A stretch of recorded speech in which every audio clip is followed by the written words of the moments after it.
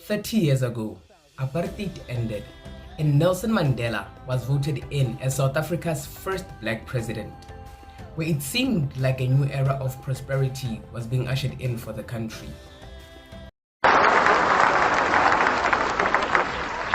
Out of the experience of an extraordinary human disaster that lasted too long, must be born a society of which all humanity will be proud. After 30 years of a constitutional democracy, South Africa remains the most unequal country in the world.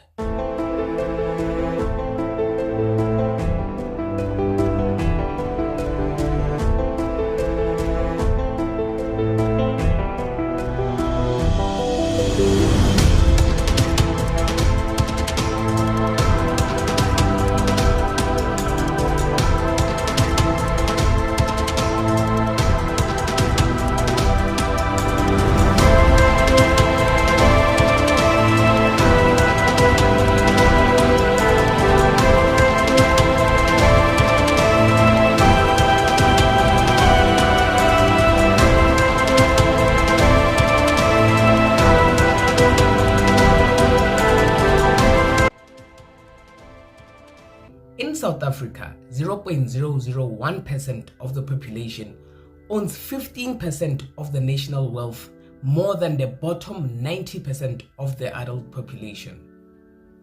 And the richest 1% has likely only increased their wealth since the end of apartheid. Using the Gini coefficient, which measures income inequality by looking at how income is distributed across populations, with a scale that ranges from 0 to 1, with a higher Gini indicating greater inequality. In 2023, it found that South Africa had the highest, with a coefficient of 0.63, followed by Namibia at 0.58 and Zambia at 0.57. You can also see this in a study done in 2017, which looked at median income households and found that they varied with race. For Africans, it was 3,050. For coloreds and Asians, it was 6,000. And then for whites, it was 25,000 rands. In the rich group in South Africa, it became more representative from 1994. In the richest 5% of households, 42% were African, 13% were colored and Asian, and 45% were white. In the poorest 60%, 91% were African and 2% were white. What this has led to is an economy that cannot absorb the unemployed and the new entrants to the labor market, which is why the country's youth unemployment rate is more than 50%. And also as a result of this inequality, South Africa has become a country with the 5th highest crime rate in the world. The inequality was not just in terms of race, but also class. According to the International Labour Organization, South Africa has among the most unequal wages in the world.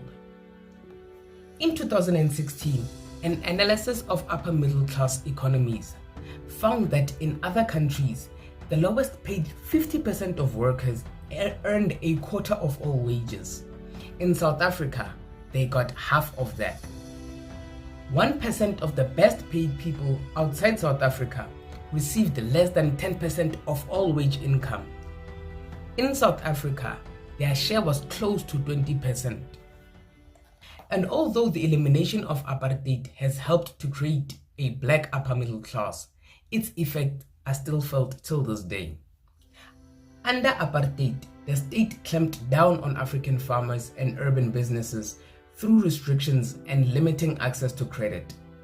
The result of this is an environment that could not support small businesses, but could only cater to larger ones. Even when discrimination ended, small entrepreneurs were often the first in their families to open businesses, and they could not inherit assets or networks. To combat the dispossession black people went through during apartheid, land reform seemed to be an obvious response, especially for rural communities. So the Department of Rural Development and Land Reform allocated around 7 million hectares of land to fewer than 150,000 households. By 2017, it had spent a total of 28 billion rand on land for redistribution. The land was used to establish around 6,000 farmers. This endeavor ultimately had limited impact, as around half of the people who had acquired land through redistribution did not use the land for farming. This, paired with the fact that the Department of Rural Development and Land Reform was not paired with key departments like the Department of Agriculture, led to the Department of Rural Development and Land Reform acquiring land that was not easy to farm. One slight upside in South Africa was home ownership, which was high across all income levels, but the value of housing was highly unequal. Because there are a lot of pieces of land all over the continent, they are idling. Some of them are even foreign owned. Yet black people live in congested environments. They do not own a piece of land. When they try to occupy the land next to them, no, that land has been rezoned, is owned by some fellow in London. We live like pigs. In Alexander, in Langa, here, everywhere else, we have no land. In many informal settlements, rural areas, and low-income housing in general, there is no housing market that could help the homeowners raise cash from their houses for economic purposes. And black households are impacted across all income levels, as black people were unable to accumulate assets during apartheid. So they had fewer assets than white households.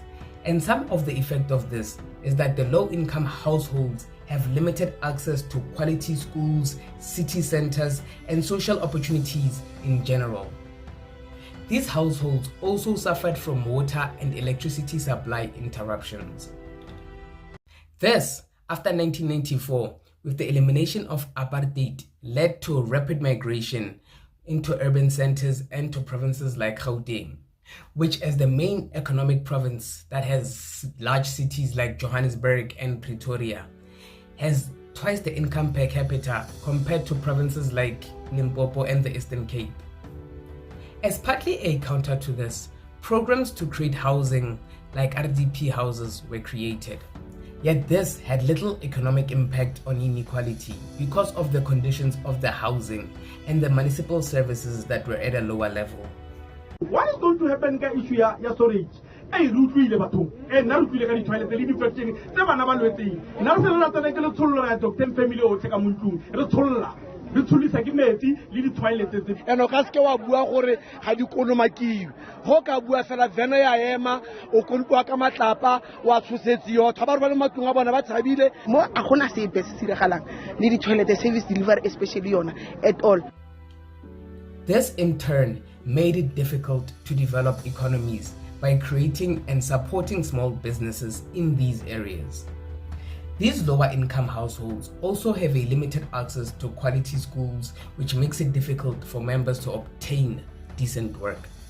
After 1994, one of the solutions to improve the quality of schools included semi-privatizing them, with people paying fees to help with an access to quality education at a low price. And yet, in the poorest of neighborhoods, they still could not afford to pay the fees.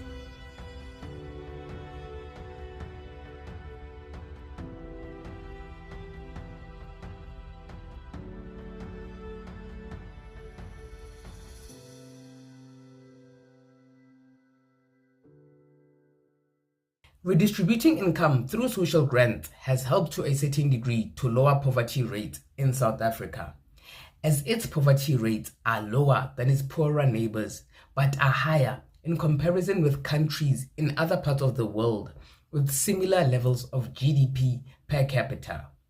This has led to an increase in depending on social grants and less on income, which have become the largest program aimed at alleviating poverty. This involved addressing inequality through a progressive tax system, essentially redistributing wealth from well-off households to poor people who could not work. But it did not support working aged people who did not work. By February 2018, 17.5 million South Africans received some kind of social grant. Almost 35% of South African households received some kind of state transfer compared to 15% for peer economies, which meant that a small number of high-income individuals bore the major tax burden. Although a quick reason for this is the fact that other economies had a more equitable primary income distribution to start with.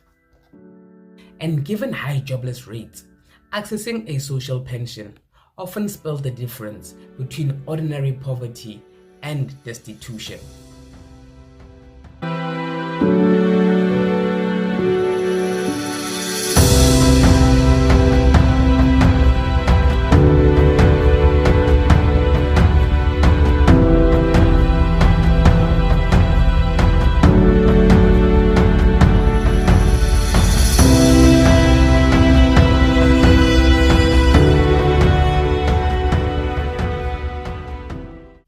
To end our exploration on a good note, let's look at the possible solutions to combat this wealth inequality. According to trade and industrial policy strategies, possible solutions to combat inequality include, for example, a different approach to land reform, which would be starting a viable business model and acquiring land for it, rather than acquiring land and then trying to find uses for it. And when it comes to the township economy, a fund is needed to provide infrastructure, services, and financial support for new business centers in townships. When you look at education, people need to leave high school with skills in English, problem solving, creativity design, computer, and arithmetic. For housing, an interesting one is the development of multi-class communities, which would be, for example, a high-income housing development setting aside 15% accommodation for people in the poorest 60% of households. The most important element should be creating an environment that induces private investment and job creation, which will require improved governance and markets being more open to competition. Thank you for watching. Till next time, cheers.